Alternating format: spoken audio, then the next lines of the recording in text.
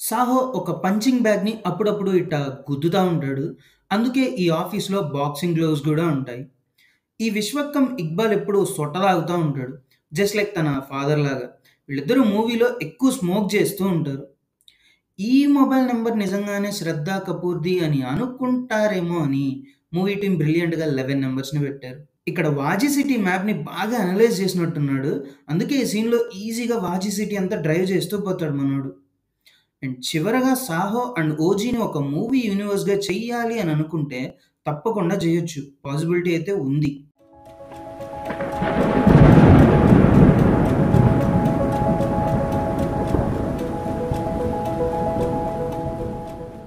అయింది. కొంచెం ఎక్కువే లేట్ అయింది. కానీ ఏం చేస్తాం తప్పదు. మిమ్మల్ని వెయిట్ చేయించినందుకు sorry sorry sorry sorry sorry కానీ మిమ్మల్ని ఏమాత్రం డిసప్పాయింట్ చెయ్యదు కంటెంట్ అని ప్రామిస్ చేస్తున్నాను.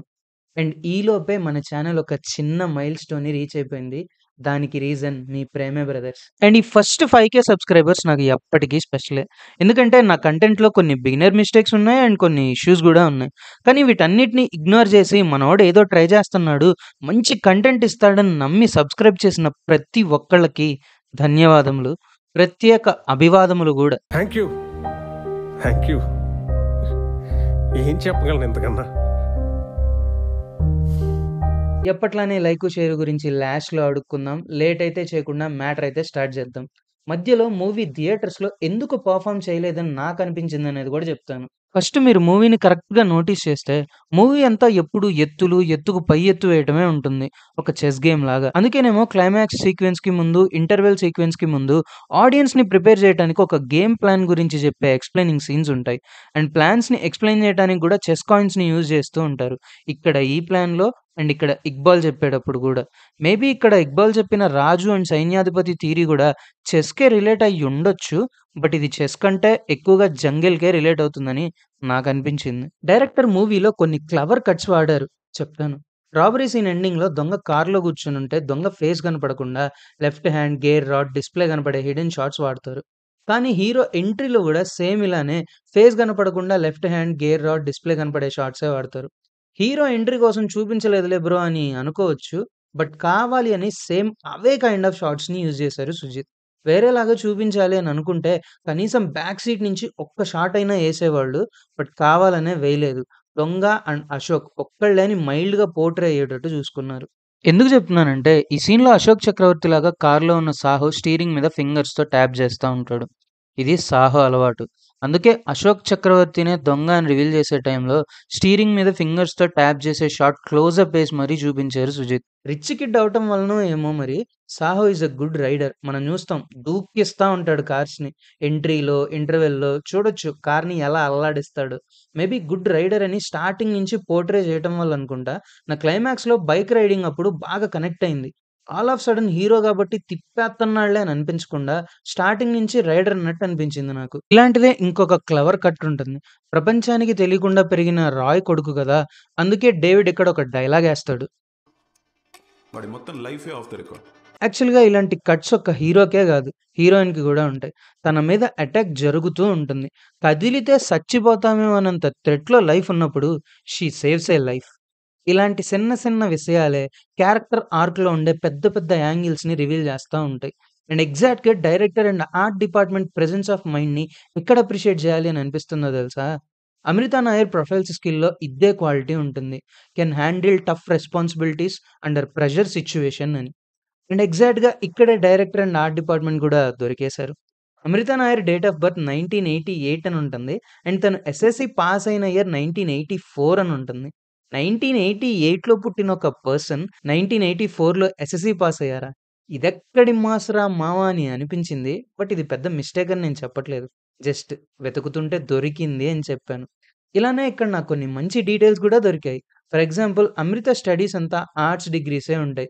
ఆర్ట్స్‌లో డిప్లొమో, ఆర్ట్స్‌లో గ్రాడ్యుయేషన్, ఆర్ట్స్‌లో పీజీ ఇలా అనమాట. అండ్ ఇక్కడ మనకు కనిపించే మొబైల్ నంబర్ నిజంగానే 'శ్రద్ధ కపూర్‌ది' అని అనుకుంటామేమోనని మూవీ టీమ్ బ్రిలియంట్‌గా 11 నంబర్స్‌ని పెట్టారు. అండ్ ఇలానే ఈ అశోక చక్రవర్తి వయసు 28 అని ఉంటుందిక్కడ. యాక్చువల్‌గా ఇక్కడ మనకు కనిపించే డీటెయిల్స్‌లో కొన్ని కరెక్ట్‌గా అండ్ కొన్ని మిస్ మ్యాచింగ్ అవుతూ ఉంటాయి. చెప్తా ఏంటో. డ్రైవింగ్ లైసెన్స్ ఇంటర్నేషనల్ అని ఉంటుంది. అందుకే 'వాజీ సిటీలో' మనోడు ఒక్కడే కార్ డ్రైవ్ చేస్తూ ఉంటాడు. మెయిన్ వాల్ క్రాక్ చేసి సాఫ్ట్‌వేర్‌ని హ్యాక్ చేసిన ఈ హ్యాకర్ అశోక్ చక్రవర్తి ఫిజికల్ డీటెయిల్స్‌ని కూడా మారుస్తాడు.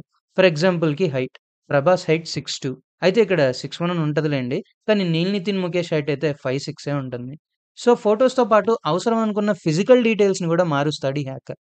అండ్ అశోక చక్రవర్తి అండ్ అమృత నాయర్ ఇద్దరి అప్లికేషన్స్ మధ్యలో కామన్‌గా నాకు కనిపించిన అండ్ ఒక కొత్త డౌట్‌ని రైజ్ చేసిన ఒక పాయింట్ ఉంది. అదే ఫ్రెంచ్ లాంగ్వేజ్. అశోక్ చక్రవర్తికి అండ్ అమృతకి ఇద్దరికీ ఫ్రెంచ్ ఒచ్చు. ఎందుకై ఉంటుంది? ఇది బై మిస్టేక్ పెట్టారా? లేదంటే కావాలనే పెట్టారా? మీకేమనిపించిందో చెప్పండి కామెంట్స్‌లో. ఇంకా ఇలానే ఈ 'విశ్వక్కం ఇక్బాల్' ఎప్పుడు సొట్ట తాగుతా ఉంటాడు. జస్ట్ లైక్ తన ఫాదర్ లాగా. వీళ్ళిద్దరు మూవీలో ఎక్కువ స్మోక్ చేస్తూ ఉంటారు. మేబీ జీన్స్ అనుకుంటా. అంటే ఉంటారు. వేరే క్యారెక్టర్స్ కూడా స్మోక్ చేస్తూ ఉంటారు. బట్ వీళ్ళే మూవీ మొత్తం మీద మరీ ఎక్కువగా స్మోక్ చేస్తా ఉంటారు. అండ్ 'సాహో' ఒక బాక్సింగ్ బ్యాగ్‌ని అప్పుడప్పుడు గుద్దుతా ఉంటాడు. అందుకే ఈ ఆఫీస్‌లో బాక్సింగ్ గ్లోవ్స్ కూడా ఉంటాయి. ఎందుకంటే అది 'సాహో' సెట్ చేసుకున్న ఆఫీస్ కాబట్టి. అండ్ ఇది 'దేవరాజ్ ఎంపైర్' గాబట్టి ఇక్కడ 'డి' అని తన బ్రాండ్ ఒకటుంటుంది. ఇలానే 'రాయ్ గ్రూప్' సింబల్ ఒక లయన్ ఉంటుంది. ఎందుకంటే అడవికి రాజు సింహం గాబట్టి, రాజంటే రెబలే గాబట్టి.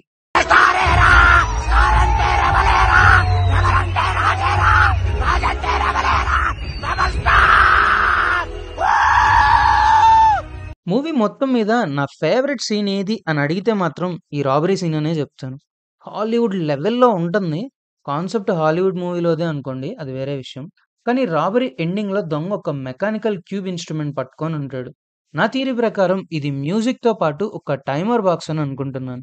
ఎందుకంటే 'నాజూకు నాగిని' సీరియల్ అయిపోయేలోపు రాబరీ అయిపోవాలి. అండ్ జ్యువెల్లరీ షాప్‌లో ఇచ్చే ఇన్విటేషన్ కార్డ్‌లో గూడా ఒక క్లాక్ డయల్స్ ఉంటాయి. And your time starts now అని గూడా రాసుంటది. అంతా అనుకున్న టైం ప్రకారం జరగాలి అని బాక్స్‌లో మ్యూజిక్‌తో పాటు మినిట్స్ గూడా కాలిక్యులేట్ చేసుకుంటున్నాడని నేను అనుకుంటున్నాను. ఫస్ట్ నుంచి 'సాహోని' రేసర్‌లాగా చూపించారు అని అన్నాను గదా! 'సుజిత్' ఇలానే ఆడియన్స్‌ని క్లైమాక్స్ కోసం ప్రిపేర్ చేయడానికి ట్రై చేశారు. బట్ అవి ఎందుకో ఆడియన్స్‌కి రిజిస్టర్ అవ్వలేదని అనిపించింది. దీనికి పర్ఫెక్ట్ ఎగ్జాంపుల్ క్లైమాక్స్‌లో జెట్ రైడింగ్ ఏదో హీరో క్యారెక్టర్ ఏదైనా చేసేస్తదన్నట్టు కాకుండా 'సాహోకి' ఫ్లయింగ్ స్కిల్స్ గూడా ఉన్నాయని ఇంటర్వెల్‌లో చూపిస్తారు. పారాషూట్‌ని వదిలేసి దూకిన 'సాహోకి' తెలుసు. ఎలా ఎగరాలి, ఎలా ఫోర్స్‌ని జనరేట్ చేసుకోవాలి, ఎలా బాడీని అడాప్ట్ చేసుకోవాలని తెలుసు. అందుకే జెట్‌ని వదిలేసాక గూడా అమృతాని సేవ్ చేయగలుగుతాడు. ఇంకా మూవీ థియేటర్స్‌లో సరిగ్గా పెర్ఫార్మ్ చేయకపోవడానికి స్క్రీన్ ప్లే, కన్‌ఫ్యూజన్ అది ఇది అని ఏదేదో అనటం నేను విన్నాను. కానీ నా వరకు మూవీ ఫ్లాప్ అవ్వటానికి ఒకే ఒక్క రీజన్ అది వీడే. వీడంటే ఈ యాక్టర్ గాదు. ఆ క్యారెక్టర్. ఒక స్ట్రాంగ్ యాంటాగనిస్ట్ క్యారెక్టర్ లేకపోవటం వల్లనే మూవీలో డ్రామా టైట్ ఎడ్జ్ అండ్ గ్రిప్పింగ్‌తో వెళ్ళదు. నేనెంతో మంది డంబ్ విలన్స్‌ని చూసాను. కానీ 'దేవరాజ్' అంత డంబ్ విలన్ అయితే చూడలేదు. అదేంటి బ్రో మూవీలో ఈడు కదా డంబు అంటారా? కాదు. చెప్తాను ఎందుకో గూడా చెప్తాను. ఎందుకంటే రాయ్‌ని చంపేసాడు. రాయ్ దగ్గరున్న 2,00,000,00,00,000 కొట్టేసాడు. కానీ స్టిల్ ఆ గ్రూప్‌కి లీడ్ అవ్వలేకపోతాడు. రాయ్ లాంటి పవర్‌ఫుల్ పర్సన్‌ని చంపాను. మిమ్మల్ని చంపటం లెక్క గాదని రిమైనింగ్ మెంబర్స్‌ని భయపెట్టైనా చైన్‌ని లాక్కోవచ్చు. లేదు రాయ్‌ని చంపానని చెప్తే వీళ్ళందరూ తిరగబడతారనుకో. సో పోయాయనుకుంటున్న ఆ 2,00,000,00,00,000 నేను వెతికి తెచ్చానని చెప్పైనా ఆ చైన్‌ని క్లెయిమ్ జేసుకోవచ్చు. అసలు పవరైన రాయే లేడు. అండ్ ఆ మనీ గూడా వీడి దగ్గర పెట్టుకొని జస్ట్ ఏదో విశ్వక్ నా దగ్గర 2,00,000,00,00,000 ఉన్నాయని చెప్పగానే మళ్ళీ ఆ 2,00,000,00,000 కొట్టేయమని సాహోని బెదిరిస్తాడు. అసలున్న 2,00,000,00,000 నేనేగా కొట్టేసింది. ఇంక మళ్ళీ 2,00,000,00,000 ఎక్కడి నుంచొస్తాయనే బేసిక్ డౌట్ గూడా రాదీడికి. అండ్ వీడెంత డంబ్ అంటే విశ్వక్ బిల్డింగ్‌లో బాంబ్స్ పెడుతున్నా అని జెప్పి ఈడి బిల్డింగ్‌లోనే బాంబ్స్ పెడుతున్నా గూడా అర్థం గూడా గాదు ఈడికి. సో, ఒక స్ట్రాంగ్ అపోజిషన్ లేకపోవడంతో అసలు స్క్రీన్ మీద జరుగుతున్న హై డ్రామా అంతా గూడా ఫ్లాట్‌గా పోతది. ఆడియన్స్ సబ్‌కాన్షియస్ మైండ్‌లో 'సాహో' గెలవటం కష్టం అనేలాగా ఒక టెర్రిఫిక్ విలన్ ఉండుంటే సేమ్ ఇదే మూవీ ఇంక చేంజెస్ ఏం అవసరం లేదు. ఇదే మూవీ స్ట్రాంగ్ విలన్ క్యారెక్టర్‌తో ఉండుంటే రిజల్ట్ వేరేలాగా ఉండేది. ఒక సైడ్ టైట్ ఎడ్జ్ నరేషన్‌తో వెళ్ళే స్కోప్ ఉన్నా బొక్కబడిన బిందెలోంచి నీళ్లు కారిపోతున్నట్టు అపోజిషన్‌లో ఒక స్ట్రాంగ్ పిల్లర్ లేకపోవడం వల్లనే గ్రిప్పింగ్ మిస్ అయిందనేది నా ఒపీనియన్. అండ్ ఇప్పుడు మీకు అర్థమైందనే అనుకుంటున్నాను. ఒక మూవీలో స్ట్రాంగ్ యాంటాగనిస్ట్ ఎంత అవసరమో అని. అశోక్ ఎందుకు డంప్ కాదో గూడా ఇప్పుడే జెప్పేస్తాను. ఒకసారి పోయాం మోసం అయిన అశోక్ చక్రవర్తి నెక్స్ట్ టైమ్ కేస్‌ని హ్యాండ్ ఓవర్ జేసుకోగానే ఆల్‌మోస్ట్ కేస్ అంతా క్రాక్ జేస్తాడు. కార్‌లో కేస్ డీటెయిల్స్ అన్నీ చెప్తాడు. కంటైనర్‌లో పోయిందనుకున్న డబ్బు, దేవరాజ్ డబ్బు రెండూ ఒకటే అని టకా టకా అన్నీ చెప్తా ఉంటాడు. ఇవి మనోడికి ఎలా తెలిసాయి అనంటే మనోడు మొత్తం తవ్వుతాడు. జస్ట్ ముంబైలో దొంగతనాలు చేసే దొంగకి, వాజీకి సంబంధం ఏంటని అంతా తవ్వుతాడు. అందుకే ఇక్కడ మనోడు అనలైజ్ చేసే కేస్ బోర్డ్స్‌లో ఒక దాంట్లో వాజీ city and map, and Roy group members photos and వాజీ కార్గో షిప్ సముద్రంలో కూలిపోయిన డీటెయిల్స్ ఉంటాయి. మీకు కనపడకపోవచ్చు. మీకోసం నేను చదువుతాను. For crew missing after fire on వాజీ లైన్ కార్గో షిప్ అని ఉంటుంది. అండ్ మిగిలిన 2 బోట్స్‌లో ముంబైలో రాయ్ గ్రూప్ చేసిన క్రైమ్స్ ఉంటాయి. మేబీ ఇక్కడ వాజీ సిటీ మ్యాప్‌ని బాగా అనలైజ్ చేసినట్టున్నాడు. అందుకే ఈ సీన్‌లో ఈజీగా వాజీ సిటీ అంతా డ్రైవ్ చేస్తూ పోతాడు మనోడు. మూవీలో కొంచెం ఇది కూడా పట్టించుకొని ఉండుంటే బాగుండు అని అనిపించిన ఎలిమెంట్ ఒక్కటేంటంటే, ఇంత పెద్ద చేజ్ చేసి, ఇంత పెద్ద ఫైట్ చేసిన హీరోకి ఒక బుల్లెట్ తగులుతుంది. అంతే ఇంకా. ఎక్కడ ఒక్క చిన్న స్క్రాచ్ గూడా ఉండదు.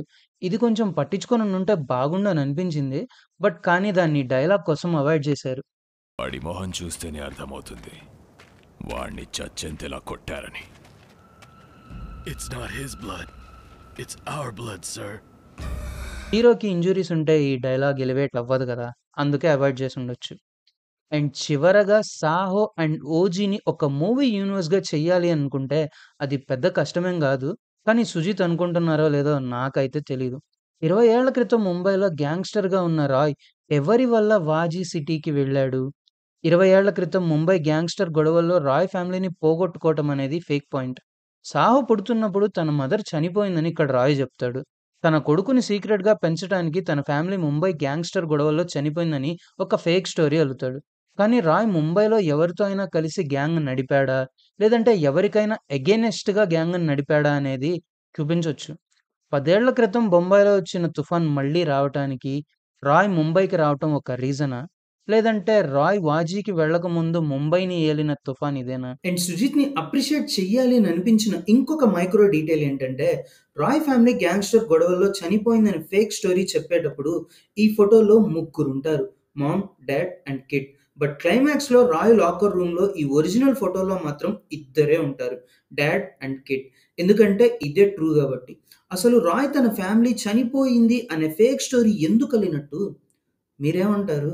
కామెంట్స్‌లో చెప్పండి మీకేమనిపించిందో? ఇలా ఇక్కడొకడు ఒక జపాన్ బాబాయ్‌కి ఇంకొక జపాన్ బాబాయ్ ఒక స్లిప్ ఇస్తాడు. ఇందులో ఓజీ గురించైతే ఏముండదు. రాయ్ కొడుకొచ్చాడు అనేది ఈ మెసేజ్. అంతే ఇంక. ఇంకేం లేదిక్కడ. ఇలా ఓజీని, సాహోని ఒక యూనివర్స్‌గా పెట్టాలి అనుకుంటే పెద్ద కష్టమేం గాదు. పాసిబిలిటీ అయితే ఉంది. అండ్ అది మరింకా ఈ వీడియోకైతే ఇంకా ఇంతవరకే. ఈ వీడియోని ఇక్కడి దాకా చూస్తే నేను పడిన కష్టం ఏంటి అనేది మీకు అర్థం అయ్యే ఉంటుంది. ఆ కష్టానికి కాస్త రెస్పెక్ట్ ఇవ్వాలి అని అనుకుంటే కాస్త లైకు, షేరు, కుదిరితే ఒక కామెంట్. అండ్ యూట్యూబ్ హైప్ ఎక్కేలాగా హైప్‌ను ఒత్తడం మాత్రం మర్చిపోవద్దు. ఒక వీక్‌లో 3 టైమ్స్ హైప్ ఇవ్వచ్చు మామ. మీరు మర్చిపోతే గనక రిమైండర్ పెట్టుకొని మరి హైప్‌ను ఒత్తి ఉంటా ఇంకా నెక్స్ట్ వీడియోలో కలుసుకుందాం. అంతవరకు సైనింగ్ ఆఫ్.